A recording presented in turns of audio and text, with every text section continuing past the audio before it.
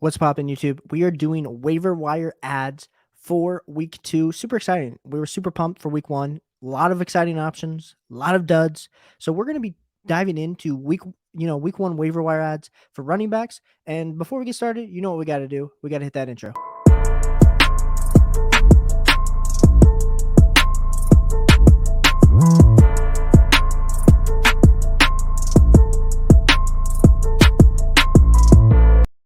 So a lot of fantasy football analysts are saying that this is a great week to be picking up running backs, that you should, there's so many great options out there on the waiver wire. First off, if you did not draft solid running backs in your redraft leagues, then what are you talking about? Like, why are we already having to dip out on the waiver wire, especially when I do not consider any of these guys to be league winning upside running backs? So I will say, if you are playing in a rolling league format when you're not in fab, I would not be using a high bid this week to upgrade my roster. I might be waiting until next week until maybe that Cordell Patterson or someone like that breaks out where we can easily see, okay, this is the path to touches on a weekly basis. But my number one waiver wire target for running back for this week is going to be Jeff Wilson. Now, Jeff Wilson had to come into the game because, of course, Elijah Mitchell got injured. They're already saying that Elijah Mitchell is going to be out for somewhere between 1.5 to 2 months. So that is super exciting. If we look at what he did yesterday, and I realize that this is really hard to see, Jeff Wilson had 9 attempts for 22 yards. His lawn was a 5. Of course, it was a bloodbath. It was not bloodbath. It was a rain bath out there in the Bears versus San Francisco game. 2 receptions for 8 total yards, which only netted him 3 fantasy points. So why are we all excited for Jeff Wilson? Well, I think it's just because we've seen every year what the San Francisco 49ers can put up when they are rushing the ball. And we saw what Elijah Mitchell, how he broke out last year. He was the classic week 1 waiver wire ad where Jeff Wilson potentially could be that same exact guy if Jeff Wilson gets going. I know there is still some extra guys behind him, like Mason's behind him and TDP, which also are great options. So if you want to hold and maybe wait and see, hey, maybe I'll wait and see if those guys actually emerge. I don't necessarily know if Jeff Wilson's going to get all the rushes because, to be honest, Trey Lance and Deebo Samuel will probably still get a ton of rushing work. And so that is still why I have Jeff Wilson. I think he has the highest upside out of any of the running backs on your waiver wire. So I would be trying to pick him up if maybe I am worried about my running back depth. But I think I'm going to just hold off, like I said, this week. But my RB2 option, if you still need a running back and Jeff Wilson's off the board, is going to be Rex Burkhead. Now, Rex Burkhead, interesting enough, everyone left him to be dead, essentially. Everyone was talking about Dameon Pierce. So Dave out here on Twitter posts opportunities in week 1. You had Rex Burkhead with 22 and Dameon Pierce with 12.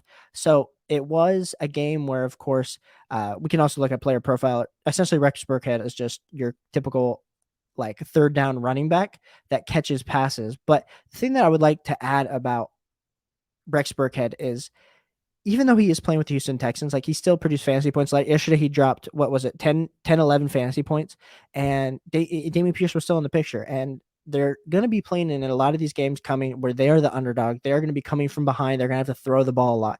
When they're throwing the ball a lot, who is the man on the field? It's going to be Rex Burkhead. So if you're looking for an RB2, which typically a lot of hero RB or zero RB drafters would do, maybe Rex Burkhead is sitting out there on your waiver wire. I would go try to see if he is there for a quick pickup. But like I said, I'm still picking up Jeff Wilson over him, but I have Rex Burkhead as my RB2 pickup for the week. My RB3 pickup is going to be Jalen Warren.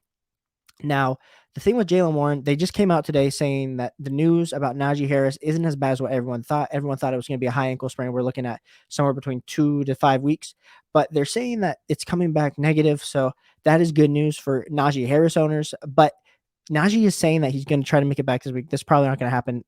Maybe next week. So if you need a quick little fill-in, even though the Pittsburgh Steelers offensive line look freaking terrible against the Bengals, I would be looking at potentially trying to get after Jalen Warren. Now, Jalen Warren was the 63rd running back this week. So if we want to quickly take a look, he had 3 attempts for 7 yards. So literally nothing that screams that he was a fantasy star this week. But we're just projecting that if he gets the volume here next week, that potentially might happen. And we'll have to see exactly what's going to be the case with Jalen Warren. But I have him as my RB3. Like I said, a lot of people are saying that this is the greatest depth at running back on the waiver wire that you're going to see all season. I highly doubt that. But I had to make these rankings anyway to help you guys out. Isaiah Pacheco, he's going to be my number 4. Now, the thing with Pacheco is he got on the field a lot more he was actually the 16th running back on the week. So if we take a look here, Fantasy Pros just kind of lays it out. He had 12 attempts for 62 yards and had a touchdown, which put him at 12.2 fantasy points for the week. Now, if you watch the game, you know that Clyde Edwards-Helaire was taking all the targets for the first, second, and third quarter. He was, CH, everyone was feeling good. Everyone was like, man, that's a CH I wish I drafted last year or the year before when he was going like in the first round. And I agree. But then all of a sudden, Arizona, of course, was not able to keep up. So they started putting in some of their backups. And then Isaiah Pacheco got those 12 touches and got a little bit of run. Now, do I think Isaiah Pacheco is the backup? It's going to be between him and Jerick McKinnon. McKinnon looked good as well. Not as good as Pacheco, but I think McKinnon is still the backup. So I am a little bit hesitant to like go waste my waiver wire claim on Pacheco. But I wouldn't argue with you if you said, hey, Pacheco's got a lot of upside. Let's roll the dice. That's why I have him as my running back for this week. Like I said, we're making this quick. We're quick and heavy hitter episode here on the channel. And then my RB5 waiver wire target is going to be Kenyan Drake. Kenyan Drake is who we believed that Mike Davis was going to be. He finished as RB44 on the week for fantasy points. He ended up with 11 carries for 31 yards, didn't score a touchdown, and didn't have a receiving yard at all, so he didn't get targeted. But what excites us about Kenyan Drake? Well, he's playing for the Baltimore Ravens offense. If J.K. Dobbins not ready this week, he's probably not going to be ready next week. We all were on the Mike Davis hype train. Everyone in the chat the last week was super hype about Mike Davis. I was nervous. I was a little skeptical, but I said, you know what? Maybe we should roll the dice one more time. And you know what? Mike Davis, you're officially dead to us on this channel.